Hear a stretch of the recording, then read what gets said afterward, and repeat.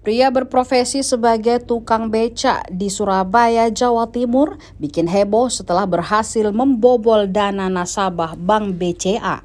Si tukang beca berhasil membobol dana nasabah dan membawa uang sebesar 345 juta lewat teller. Dia berhasil mengecoh teller dengan cara berpenampilan mirip dengan nasabah pemilik rekening. Terkait dengan hal tersebut, pihak BCA memberikan pembelaan kepada teller dan menyatakan tak akan ada ganti rugi bagi si teller.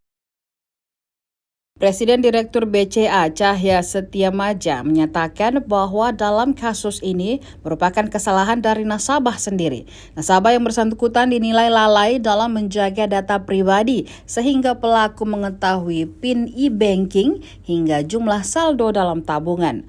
Tidak hanya itu, nasabah lalai menjaga dokumen pribadinya sehingga pelaku bisa mencuri kartu debit, KTP, dan buku tabungan. Menurutnya, teller wajar saja terkecoh karena wajah tukang becak tersebut mirip dengan nasabah pemilik rekening. Tidak hanya itu, pelaku juga membawa semua dokumen pribadi yang diperlukan saat pengambilan uang. Untuk itu, Yahya menyatakan tidak akan memberikan teguran atau tindakan pada si teller. Dikutip dari tribunvideo.com, diketahui otak pembobolan rekening ini adalah Muhammad Toha yang merupakan penyewa kos milik Muin Zahri yang tak lain adalah nasabah BCA. Toha mencuri KTP, buku tabungan hingga kartu ATM Muin saat korban meninggalkan rumah.